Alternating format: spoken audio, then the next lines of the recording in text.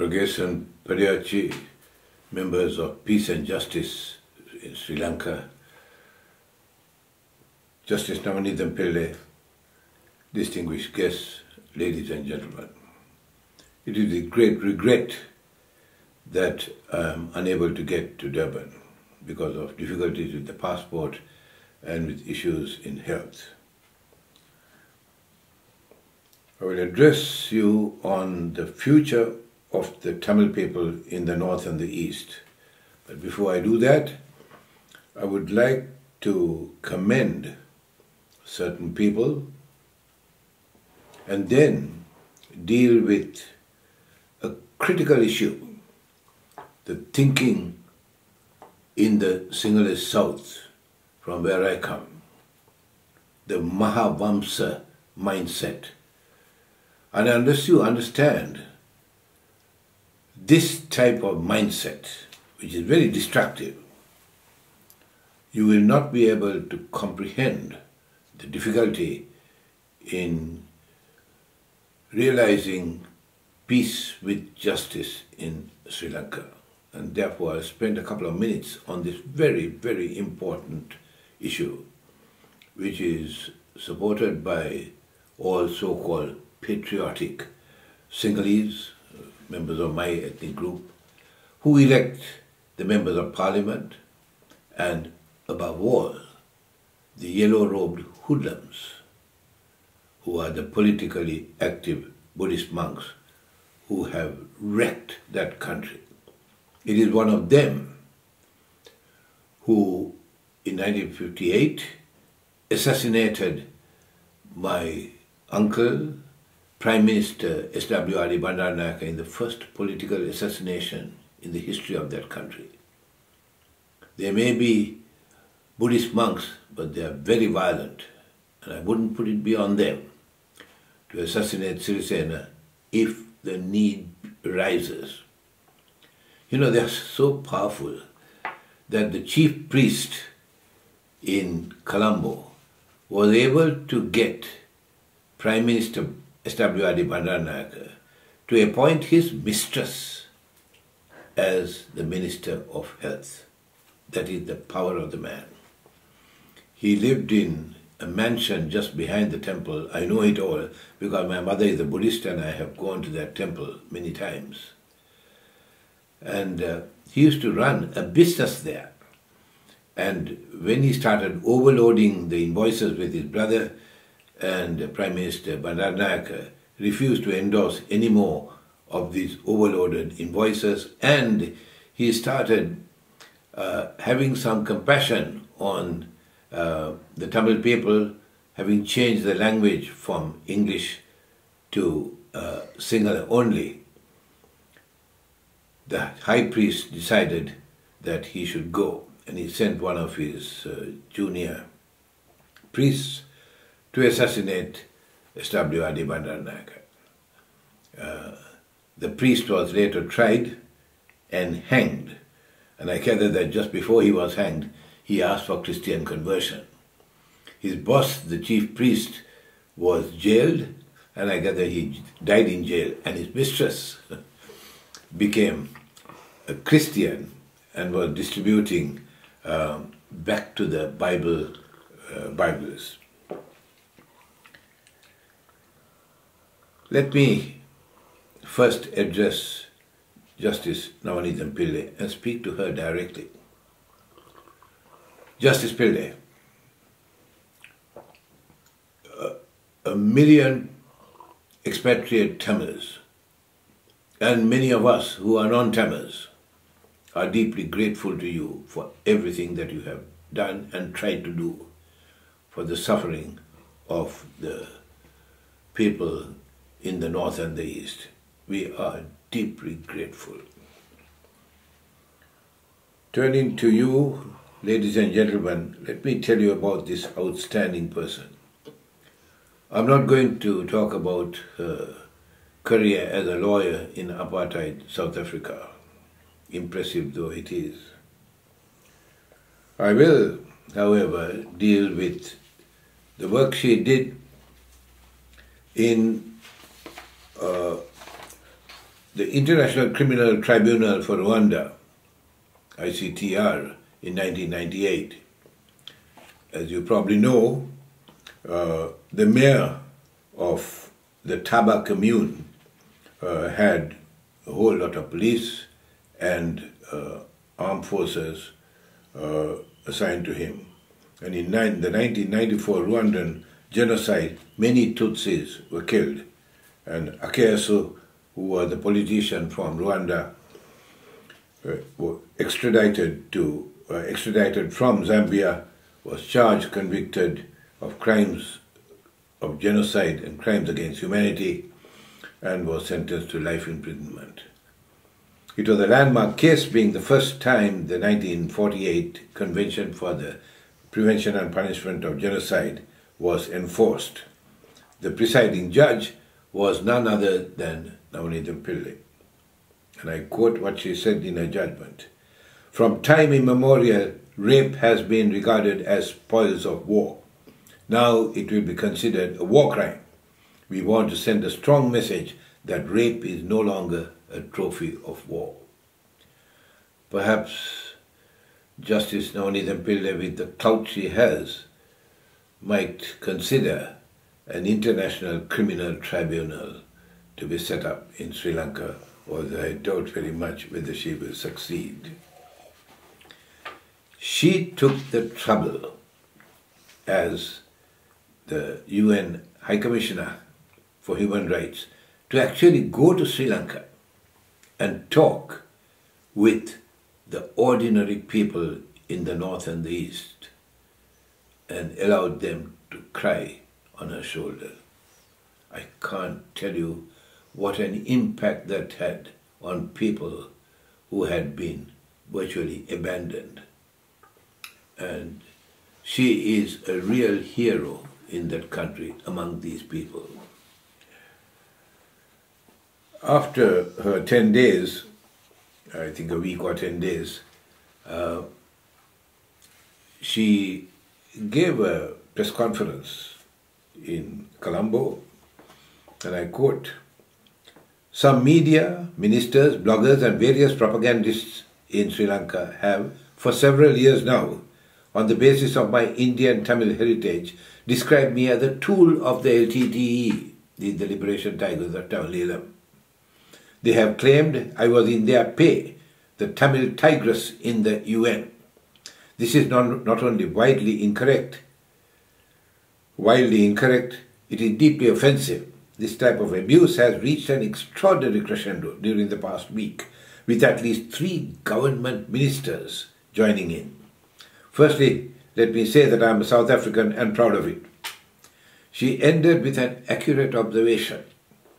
I quote, "I am deeply concerned that Sri Lanka, despite the opportunity provided by the end of the war to construct a new, vibrant, all-embracing state, is showing signs of heading in an authoritarian direction." End of quote. That's just about right. There are some important points about Navneet Pillai's what she said. Firstly, here is one of the most senior UN officials to ever visit Sri Lanka. Is it appropriate that the government of the country should allow her to be treated the way she was? And I remind you, there were at least 3 ministers in Rajapaksa's government who took part. You know what is obvious is that the Sri Lankan government couldn't care. They couldn't care about Navneet Pillai or anybody else. Do you think they will really care about what the world thinks about the way they treat the Tamils in the north and the east? They don't care. And we've got to remember that this is a brutal, barbaric government. Whether it is Rajapaksa or Sirisena, who was his health minister, the horse keeps going in the same direction, only the rider has changed. Secondly, the Ban Ki-moon. Well,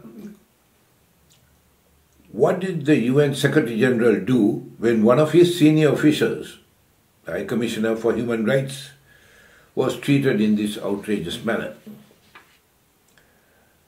He did nothing. Before leaving Mr. Ban Ki-moon, I have a close friend of mine, Gordon Weiss. He was the author of that book, The Cage.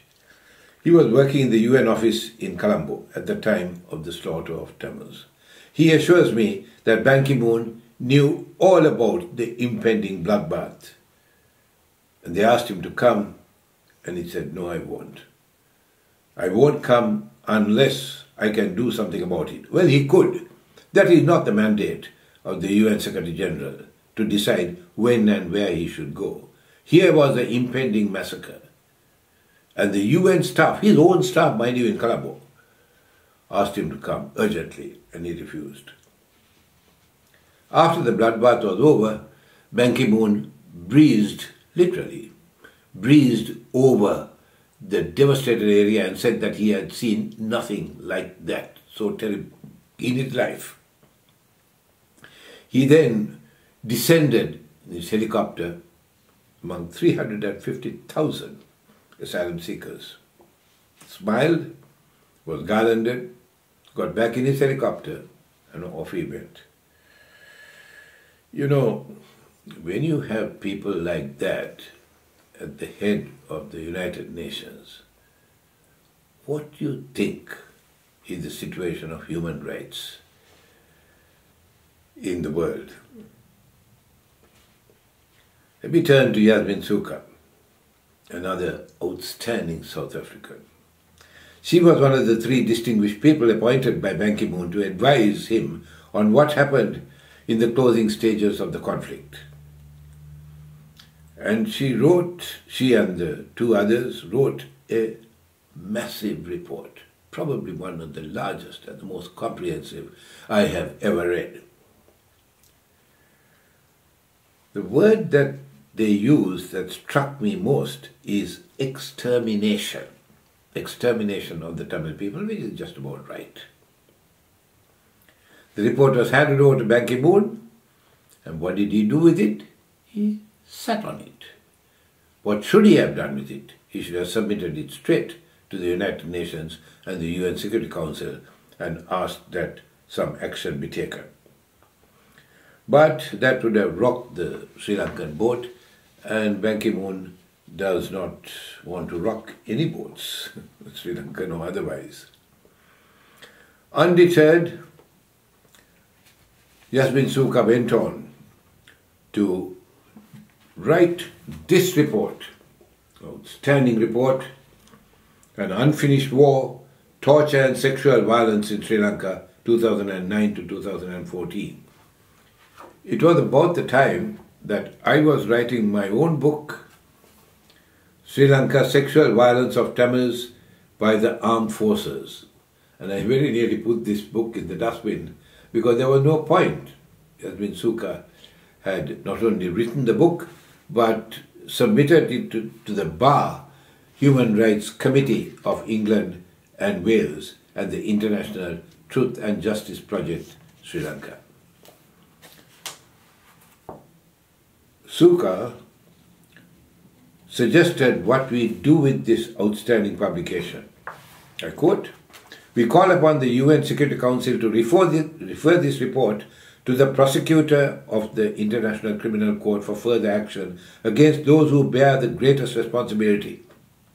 Alternatively, we urge the ICC prosecutor to explore the cases of individuals who bear the greatest responsibility and who hold the nationality of a state party to the Rome Statute." Sri Lanka hadn't signed the Rome Statute, but America has, and Gotabaya Rajapaksa and Sarath Fonseca are citizens of the United States. The reference to Gotabaya Rajapaksa is obvious.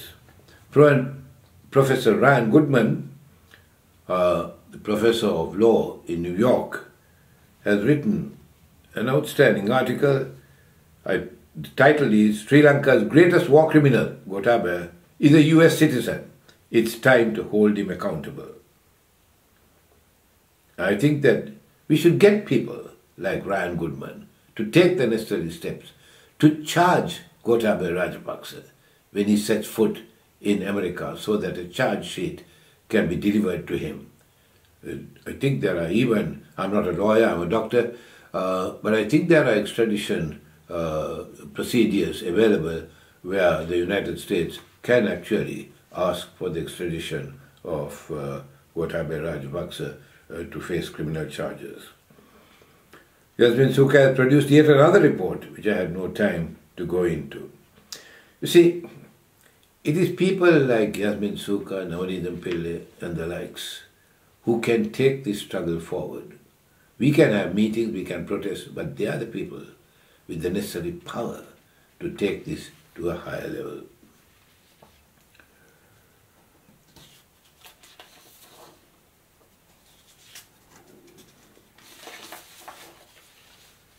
Well, let me turn to what I came here for, to talk on the future of the Tamil people in the north and the east. As you well know, the Rajapaksas were there forever. He and his murderous brother, Gotabaya Rajapaksa, had set the stage to be there for the future. They were grooming their Rajapaksa's son, Namal, a member of parliament of sorts, to succeed him. So they were set to go on in Sri Lanka forever and ever. However, there was a problem. The problem was that America thought that a regime change was necessary. It's not that Americans were concerned about the plight of the Tamil people, bad as it was, but America saw that the Rajapaksas are looking more at Beijing than at Washington, and that had to change. Now, I'm not entirely sure of what happened, but I think it was Chandrika Kumantunga, close friend of Clinton's, who said, okay, I will see what I can do. Now, Sirisena happens to be a close friend, in fact, a stooge of Chandrika Kumantunga. She's the one who introduced Sirisena into politics. And he twisted his arm or bribed him or persuaded him to come forward. Now, at a packed media conference flanked by Chandrika Kumantunga and several Sri Lanka Freedom Party heavyweights, this is what Sirisena said. Thuggery, embezzlement, crime, drug mafia, nepotism and corruption have institutionalized under the executive presidency. But alas, President Rajapaksa and his government have done little to arrest the horrible and dangerous situation. He said the incumbent regime is engulfed in nepotism, corruption and the abuse of law.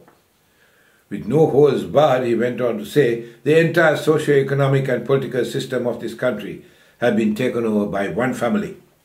They have ruined this country that is now engulfed in corruption and blatant abuse of power. It is against this that I am coming forward as the common opposition candidate. He went on to say what he would do if elected as president. He said, I will abolish the executive presidency in 100 days after being elected as president. I will restore the rule of law by reactivating the 17th Amendment to the Constitution and make the police, elections, public service and the Judicial Service Commission fully independent. The president will be made answerable to the legislature and create a people's government that enjoy real prosperity, peace, prosperity and happiness. He did not, unfortunately, mention a word about what he would do to the long-suffering Tamil people. He also did not say that he would demilitarize the north and the east, remove the militaries that have been responsible for so many violations of human rights.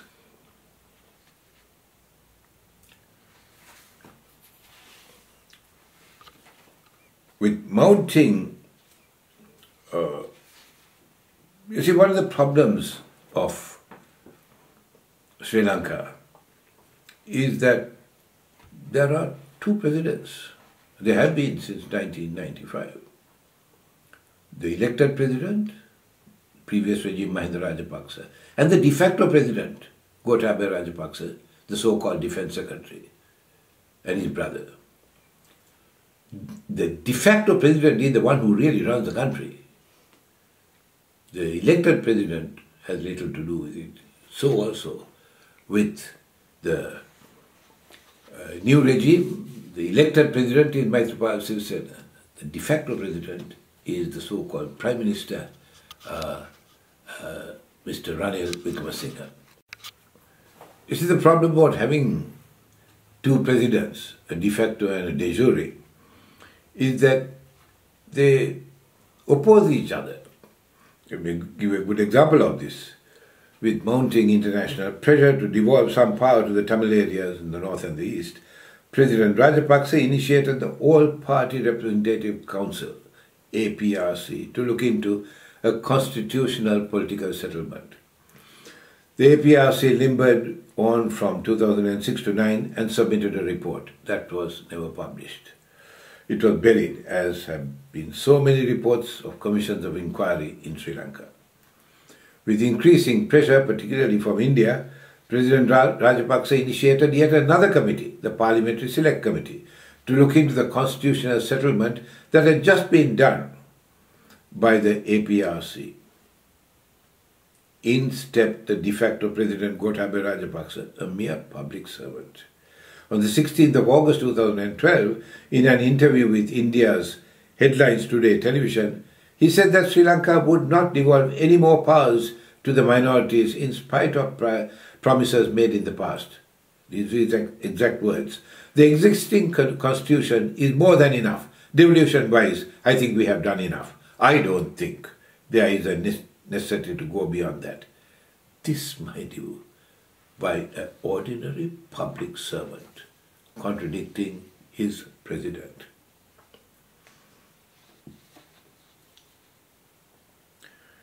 One of the problems with Gotabaya Rajapaksa, the Maithripala Sirisena, is that he is a weak president.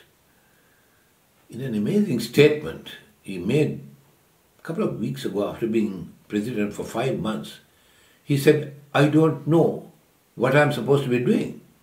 Well, if the president does not know what he's supposed to be doing, it's a serious situation. He's supposed to be a president, not a yes man to his Prime Minister. Prime Minister Wickremesinghe, in an interview he gave with an Indian newspaper, called former Justice Vigneswaran, the head of the Northern Provincial Council, a liar, and got away with it. He said he would have nothing to do with Justice Vigneswaran. If Sirisena had any guts, which he doesn't have, he would have told the Prime Minister, "You can't talk like that about a man that we have to deal with, the head of the Northern Provincial Council." He didn't. Well, what has Sirisena done? Well, he has certainly replaced Rajapaksa, and for that we are grateful. Where my people are concerned, there have been some minimal changes, but I would draw your attention to a recently published article by Human Rights Watch titled "Constant Fear, Lack of Accountability for Police Abuse in Sri Lanka, October 2015. 60-page report on the abuses by the Sri Lankan police in my area, in the Sri Lankan south. You can just imagine what it is like in the northern Tamil area. Where the Tamils are concerned, in the north and the east are concerned, there have been no change, none at all. As I just said, The horse has kept going in the same direction, only the rider has changed. Nothing of consequence has happened, or inconsequence has happened in the Tamil areas. Go through this and make my point. Firstly, the overwhelmingly Sinhalese Sri Lankan armed forces, 99% Sinhalese, and the police, 95% Sinhalese, will remain in the north and the east. And they will continue to do what they have done all these years, to treat the area as conquered territory and the people as the victims of war. So nothing has changed. Nothing needs to be changed because there's no reason to. Secondly, internationally famous human rights organizations such as Amnesty International, Human Rights Watch and International Crisis Group are not going to be allowed into Sri Lanka, much less so the north and the east. So if they are not there to monitor the human rights violations, then what is about to change? Nothing. Thirdly, the Prevention of Terrorism Act, widely condemned by every major human rights organization in the world, is going to be there. It's not going to disappear. You know, the Prevention of Terrorism Act, on that you can detain people under the PTA and they do not need to be produced in court for 18 months. And they don't need to be charged at all. The PTA, with the impunity it grants the security service personnel, remains the most problematic aspect of the Sri Lankan policing system. On the 15th of October 2015, just a couple of weeks ago, there was a major uprising, major problem, when prisoners in Colombo, Anuradhapura in the middle, Jaffna in the north and Kandy in the center, hundreds of prisoners who were detained under the PTA began a death fast demanding that their cases be heard. The Minister for National Dialogue, Mano Ganesan, Tamil, visited about 100 prisoners in the Magazine prison in Colombo. Most of them had been detained for 5 to 15 years, and one had been detained for 23 years. Well, he is getting almost to be like Nelson Mandela. Sirisena boasts that the governor of the northern province, a military man, has been replaced by a career diplomat. This was a much trumpeted move where the military governor of the northern province, G.A. Chandrasiri, was replaced by a civilian governor, HMGS Paliyakara, a veteran diplomat. He might be a veteran diplomat, but he's also a downright liar.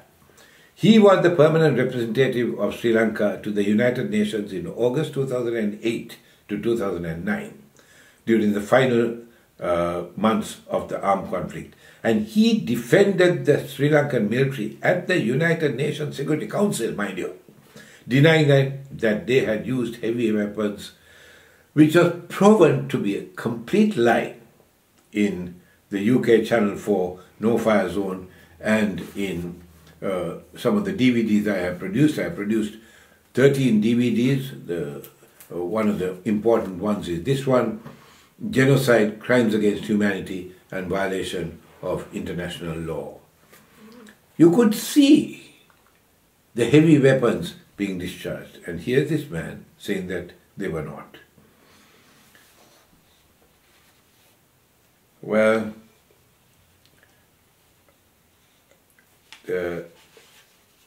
Sirisena says that the lands taken over by the military will be returned to their rightful owners.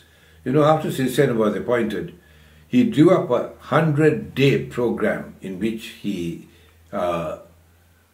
promised to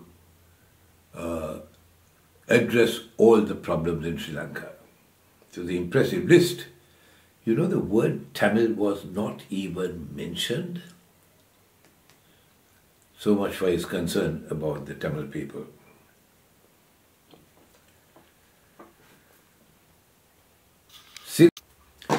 Sirisena said that the lands taken over, as I just said, will be handed over to their rightful owners. 8,000 acres of some of the best agricultural land in the north have been illegally acquired by the armed forces. And of the 8,000 acres, only 500 or 600 acres could be handed back, were handed back. And Sirisena says that that's all he could get extracted or obtained from the armed forces.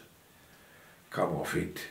He is the commander-in-chief of the armed forces, the executive president, and the all-powerful man. If he can't order the armed forces to hand back the land that they have illegally acquired, and he expects us to believe it, he must think we are fools. The white vans, what has happened to them? Well, the white vans run by Gotabaya Rajapaksa, they have ceased in the south. But the white vans in the north, especially in the east, are very much there. I think it was Justice Vigdeswaran who, in a talk he gave in India, referred to the white van syndrome in the east, in the Batticaloa area, and now I gather they are operative in the north. I now refer you to a very worrying publication by a friend of mine, Professor Daya Somasundaram, Professor of Psychiatry in Jaffna University, who has just published a paper, A Lost Generation of Tamil Youths. It is a very worrying publication in which he says that illicit drugs are rampant in Jaffna. Education is in chaos. Children don't go to school because they've got to go out and earn a living. School teachers don't come. Many of them don't attend school, so there's no point in going. He made the alarming statement that 50% of children in Jaffna who sat for the General Certificate of Education O-level failed. And of those who went on to further education, only 15% entered the university.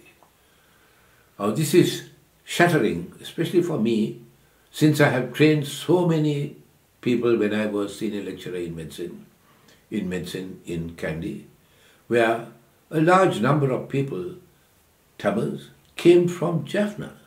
And for this area that has produced more professionals than any other area in the world that I can think of, to say that 50% failed the GCO level and only 15% went on to university education is a staggering finding. It's a very worrying paper, and I would urge you to get Professor Somasundaram's paper. It's on the net, and read it. Singalization, that's a new word. What's that? That is converting an area with Tamils into Sinhalese. This is what happened when I was growing up in Ampare in the east. Ampare was the Tamil area. And the father of the nation, so-called, D.S. Senaka, a crook if ever there was one, took thousands and thousands of Sinhalese from the south and put them into Ampare. And today Ampare is essentially a Sinhalese area. That is what you call Sinhalization, and that is proceeding apace in the north and the east. And that is why it is so urgent to act before the Tamil homelands are totally destroyed. And when the Tamils say the Tamil north and the east are Tamil homelands, they won't be, because they'll be Sinhalized. Another new word, Buddhistization. What is that? Destroying Christian churches and Hindu covils and replacing them with Buddhist temples and Buddhist statues and other Buddhist paraphernalia.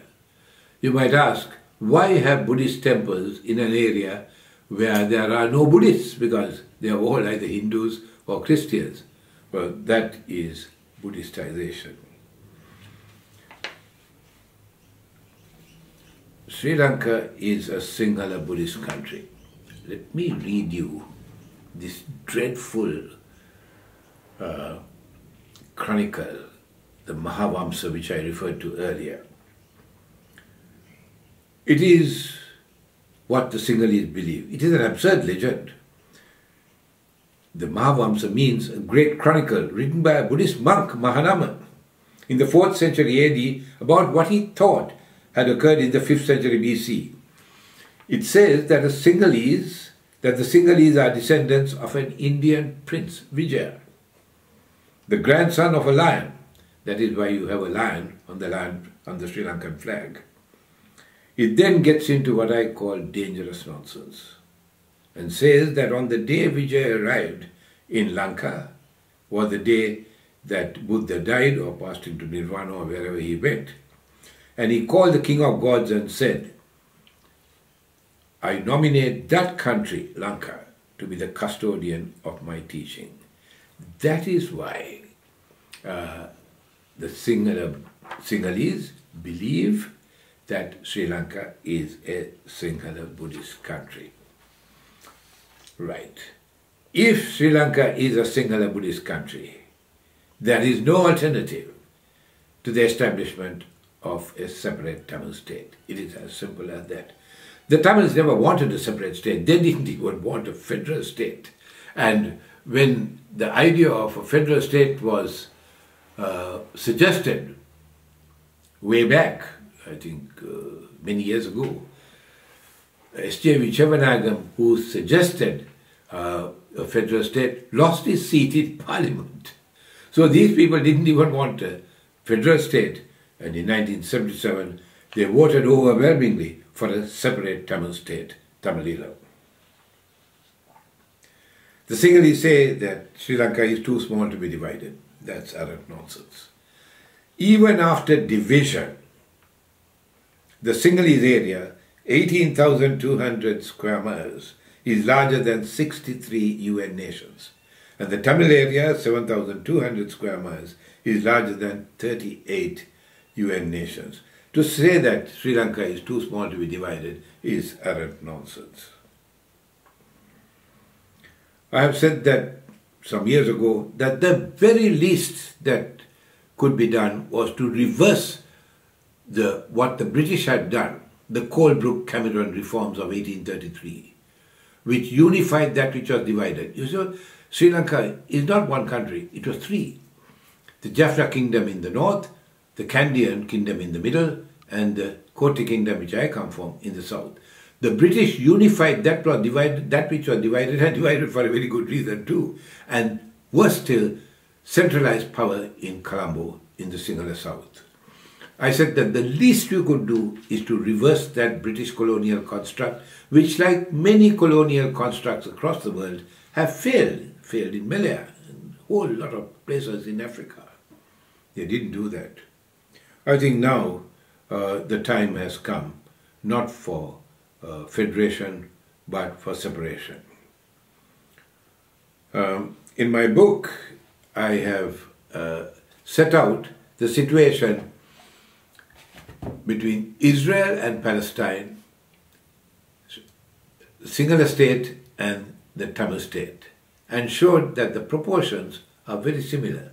And Barack Obama, in his famous Cairo speech, said that the only solution for the Israel-Palestine conflict is for the establishment of two separate states so that they can live in peace and harmony. And my question is, what about Sri Lanka? Well, whether we want a separate state or not is not the issue.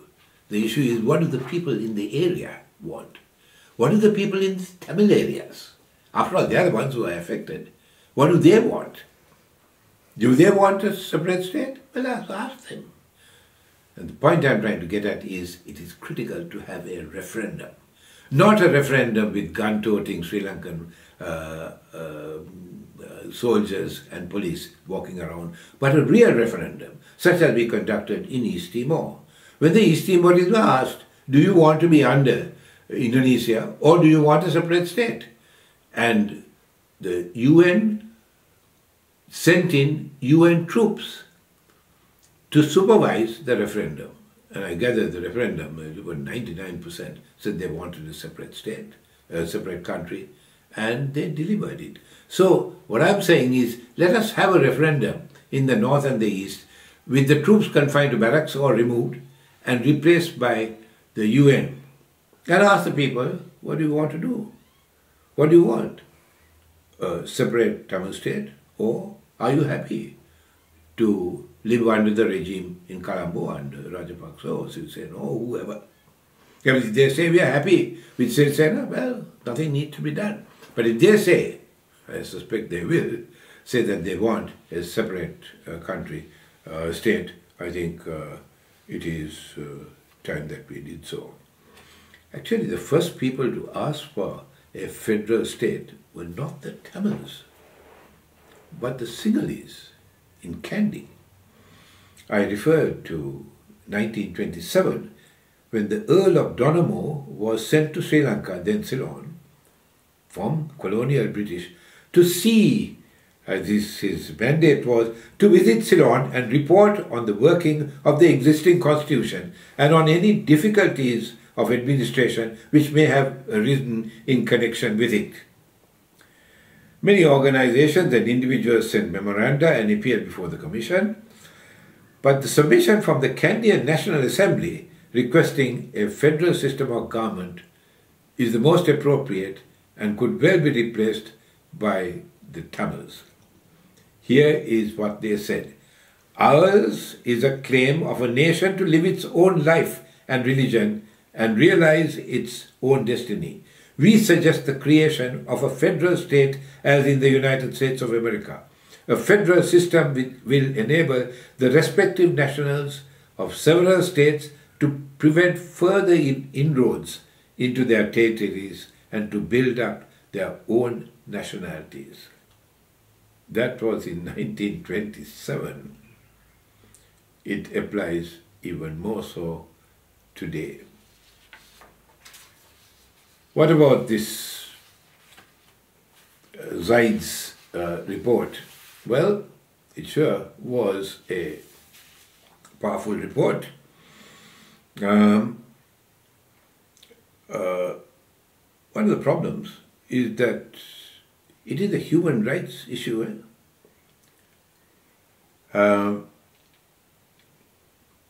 It is Amnesty International, Human Rights Watch and International Crisis Group are not even mentioned in the report. Secondly, there is no penalty for non-compliance. The report goes to Colombo and they toss it into the bin, or they say, okay, we will implement it and do nothing. The right has no answers. Sri Lanka is a Sinhala Buddhist nation. I'm saying that for the second time. The question is, what do you do with the Tamils? There are 2.5 million Tamils in that area. You can do one of four things. Number one, you can drive them out of the country. 1.1 million already have been, but there are still some left. Two, you can make them non-people. Deny them agriculture, deny them jobs, deny them fishing. In other words, just make them non-existent, as they did with the plantation Tamils when they were disenfranchised in 1948, in the first act of political barbarism that that country has ever done. So you can make them non-people. Thirdly, you can make them disappear. Sri Lanka has the second highest rate of disappearances in the world, I think next to Iraq. Fourthly, you can kill them. And that is genocide, not according to me, but according to the Genocide Convention. And I quote, genocide means any of the following acts committed with intent to destroy in whole or in part a national, ethnic, racial or religious group. It is the intention that you have to prove, not the numbers. The numbers could be 550 or, as Mr. Hitler decided, 6.5 million. What is the intention? The intention is to make Sri Lanka into a singular Buddhist nation. I'll show you a book which unfortunately you won't be able to get. It is called Genocide in Sri Lanka. It's a wonderful book written by a close friend of mine, a Tamil in the United States, Dr. Winston Panchacharan. And he goes through the whole of genocide. And then he ends with this wonderful thing. If this is not genocide, then what is it? It's a pity that this cannot be, is not available. So, regarding a domestic investigation,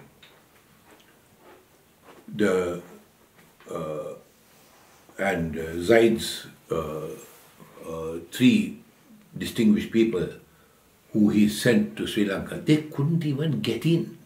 Not under Rajapaksa, not under Sirisena, indicating that nothing has changed. Zaid, in March 2014, when Sri Lanka refused point blank to cooperate and questioned the integrity of Zaid and said that he had used intemperate language, Zaid lashed out, I quote, "A wall of fear has been created that has undoubtedly served to deter people from submitting evidence. Such a refusal does not, however, undermine the integrity of an investigation set up by Council. Instead, it raises concern about the integrity of the government in question. Why would governments with nothing to hide go to such extraordinary lengths to sabotage an impartial international investigation?" Well, you better answer that question. Can I summarize this? I don't think I can, except to say that the future for the Tamil people is abysmal. They can't fish, can't do any agriculture, they can't do any trade, they can only exist. Education is in a mess. They can wait and watch and see, hoping for a tomorrow that may not dawn. What can we do? One, for the third time I think, we can demand the admission of Amnesty International, Human Rights Watch and International Crisis Group. Secondly, we can publicize what is going on, and there are heaps and heaps of publications, especially from Amnesty International and Human Rights Watch, to say nothing of Yasmin Suka's publication. We can charge some of the criminals responsible. We can start off for a start, charge Gotabaya Rajapaksa, which can be done in the United States, as I have said. Fourthly, we can isolate Sri Lanka as we did with apartheid South Africa. That is what we did with apartheid South Africa, which is an internal affair of South Africa. But we decided to interfere because it was wrong. And what is being done to the Tamils is just wrong. We stop going to Sri Lanka, we stop buying Sri Lankan goods, we say no to Sri Lanka.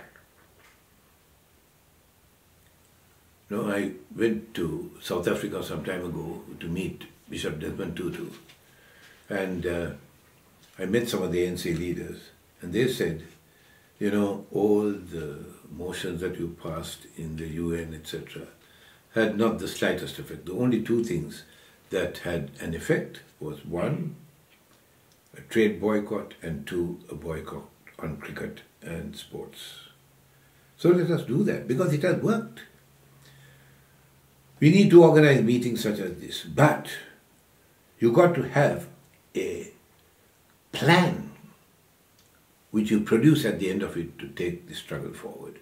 And I urge you to get, or to people like Navneet Pillai, Yasmin Suka, you people in South Africa have got a lot of very powerful people who can act. What about me? Well, at the age of 84, I don't know that there is much more time left. When I was last in South Africa, Bishop Desmond Tutu kept walking up and down saying, "Isn't it wonderful?" The picture of Desmond Tutu is on the back cover of my book. It says, "Isn't it wonderful that a Sinhalese from the majority community should be campaigning for so long, 6.5 decades, for the right of the Tamil people to exist?" And when I heard that for the third time, I said, "Bishop Desmond Tutu, with due respects, I disagree.